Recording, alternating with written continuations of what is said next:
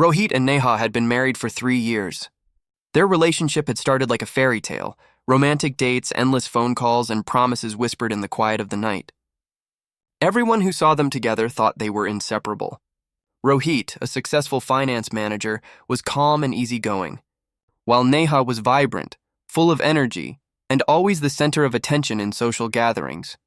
But behind the smiling photos and Instagram posts, their relationship carried cracks that neither of them wanted to admit.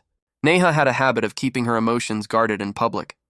Whenever Rohit tried to hold her hand in front of friends or put his arm around her at family functions, she would gently push him away, sometimes even scolding him under her breath. "Don't touch me in public," she would hiss, forcing him to step back awkwardly while others pretended not to notice. At first, Rohit laughed it off. He thought maybe she was shy. Maybe she just didn't like too much attention. But the pattern continued and it began to sting. At parties, he saw other couples laughing together, holding hands, sharing small gestures of affection, while he stood next to his wife, who treated him like a polite acquaintance.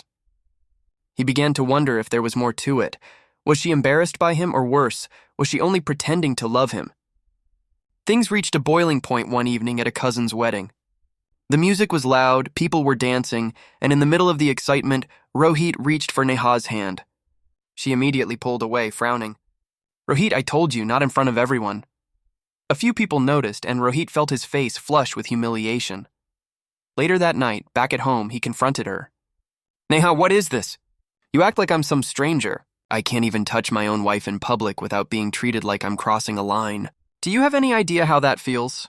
Neha sighed, taking off her jewelry. "You're overthinking. I just don't like public displays of affection. It makes me uncomfortable.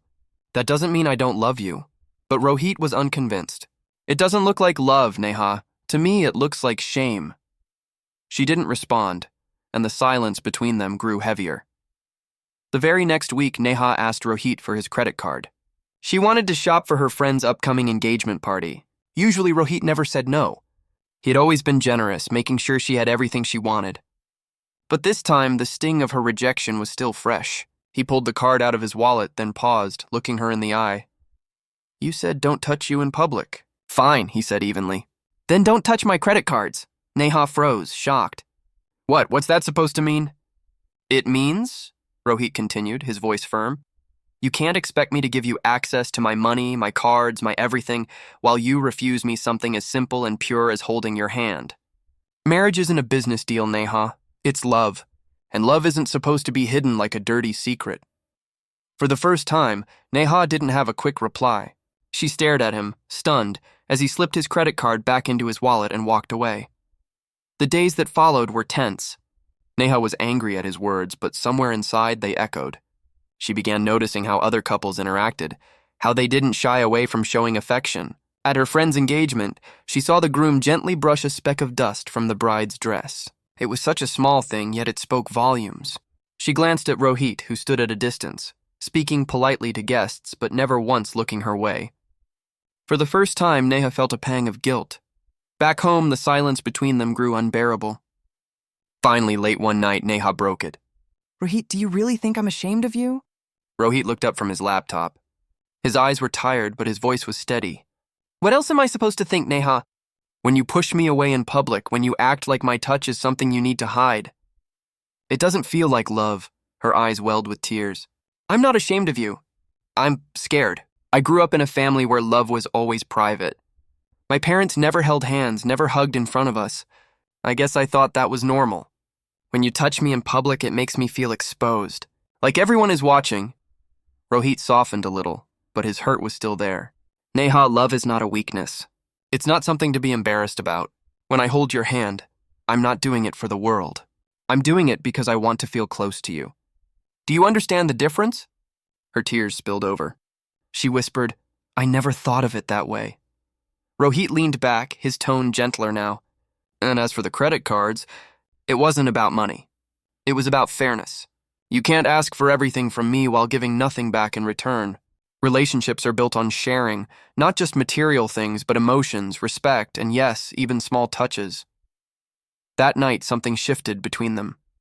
Neha didn't change overnight, but she started making small efforts. At a family dinner, she allowed Rohit to put his arm around her shoulders. At a friend's gathering, she didn't flinch when he held her hand. Each gesture felt awkward at first, but slowly, the discomfort faded. One evening, while walking in the park, Rohit instinctively reached for her hand. For a second, she hesitated, but then, instead of pulling away, she squeezed his fingers gently.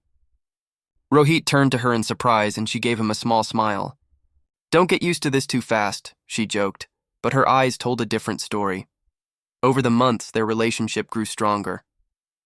Neha realized that public affection wasn't about putting on a show, it was about connection. And Rohit realized that patience was just as important as honesty.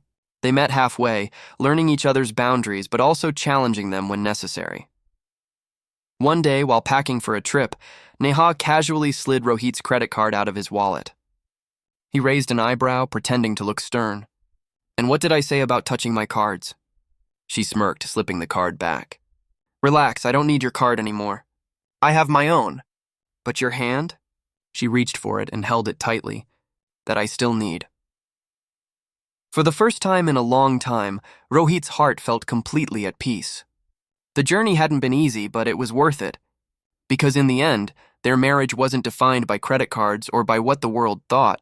It was defined by the quiet, unshakable bond between them, and that bond, once fragile, had finally become unbreakable.